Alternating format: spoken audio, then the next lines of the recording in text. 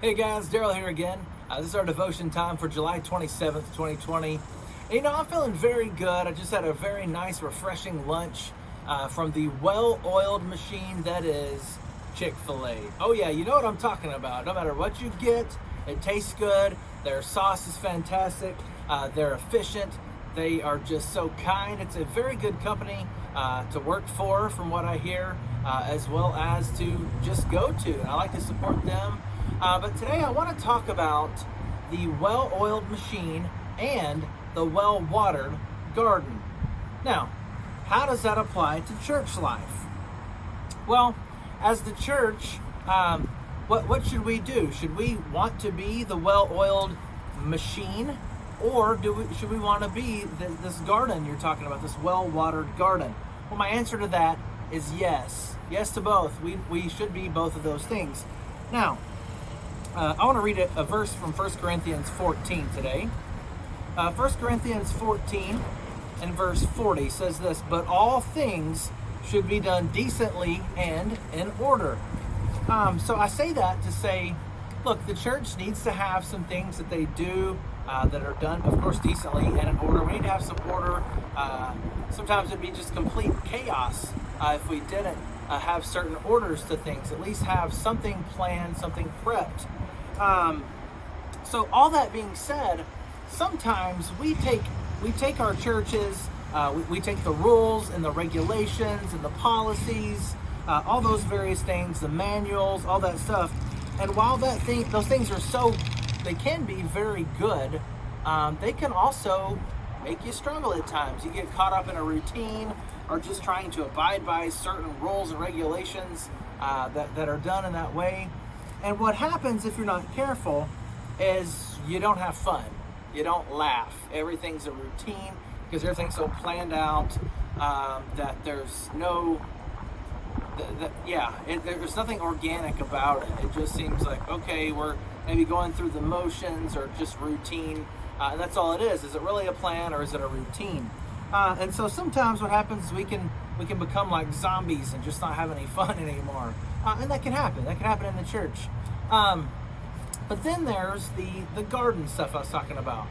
Like my wife, she made me think about this, and it kind of spurred on some things. But she right now is working on planting a garden. She's doing some pretty good things with that. She's brand new at it. I don't know the first thing about how to do any of it. If you want your plant to die, please ask me to come babysit it, because I'll kill it off for you just fine. But in the church, what do? Well, our church can sometimes be like a garden. What do I mean by that? Well, we have, if you've ever been in a garden of chaos and confusion, sometimes the church can be like that. It's full of these tall and uneven weeds and these weird vegetables, these uneven rows of vegetables, things like that. And some are healthy and some are rotten, right? Some are just undeveloped. Now, that is true of all things church when it comes to those things. Yeah, we have some healthy Christians. We have some people flat out acting rotten. And then we have some that, okay, we need to poke and prod a little bit. We need to develop those as they learn to walk in the Lord. Now, they have that undeveloped soil. So, why should we be these things? Why should we be both? You said I needed to be both of these things, or the church needs to be. And there are some ways to do that.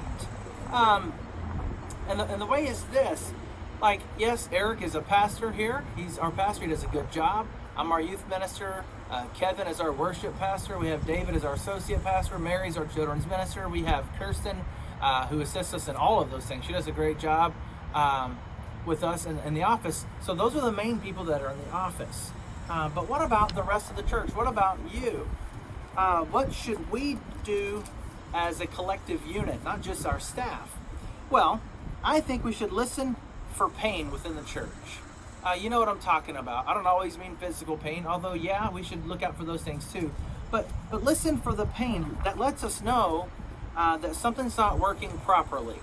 Hey, and I don't mean catering to people. What I mean is, hey, this is going down in our church. Certain things are going on. Things aren't healthy. Yada yada yada. I'm not even saying it's this church.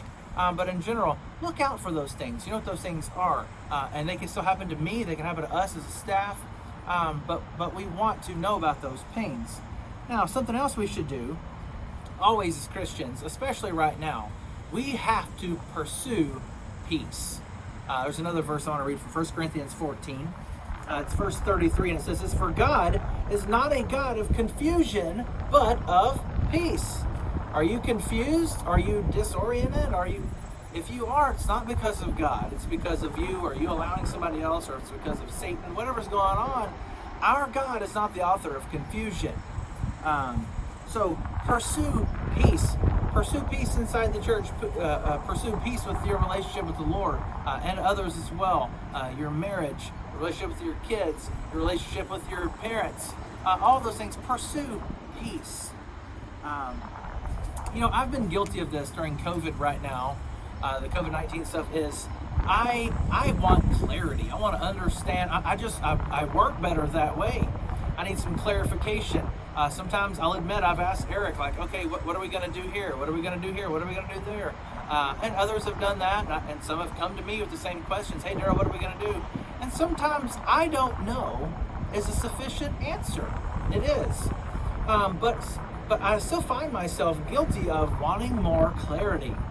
But instead of more clarity, what I and what everybody else needs to pursue is more faith.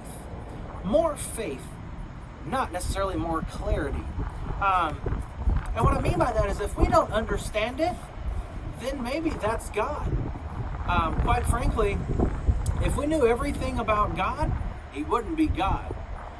So if we are truly seeking to put our faith and trust in Him rather than clarification from man, then I think we are going to understand some things, and we're going to see God pick up these broken pieces and put them back together. We're going to see God mold us, make us, push us in the right direction. So I'm talking to me when I say this. Pursue faith, not more clarity. Pursue God, pursue righteousness, pursue being like Him, rather than questioning all the time everyone else for clarity. So remember those things. Ask God to lead. Yeah, I mentioned all of our staff members. Ask God to lead, though. He's a better leader than we will ever be. He's far superior to you. He's far superior to me. I don't know how to lead, quite frankly, without Him. So ask God to lead us. He wants to do that. So put your hope, put your trust, put your confidence in Him. That's where it needs to be. Don't place it in man. We're going to let you down. We're going to do our best to lead how the Lord sees us, calls us to lead. But make no mistake, we're going to struggle. We have struggled. We're not always going to have the answers that are going to suit everybody, and nor should we, if I'm being honest with you. But our answers should please the Lord. And that's what we should be seeking to do in all things. And then finally, I get sick of Christians playing the gloom and doom game. Everything is so bad. Everything is so tough. Everything is so rotten. The sky is falling. COVID-19 is here, and it's here to stay. We're all going to die. We're all going to catch it. I don't care if you're wearing a mask or you're not wearing a mask. It doesn't matter. We need to stop doing all that. We need to focus on what God wants us to do. And let me say this. A lot of times, unbelievers don't want to be like us because they think we're boring and we follow a dead God, a fake Jesus in their eyes, just some nice guy who may or may not have been a prophet. They don't know. And they don't know because the way we pursue them is we seem bored out of our minds. So let me say this. Have fun.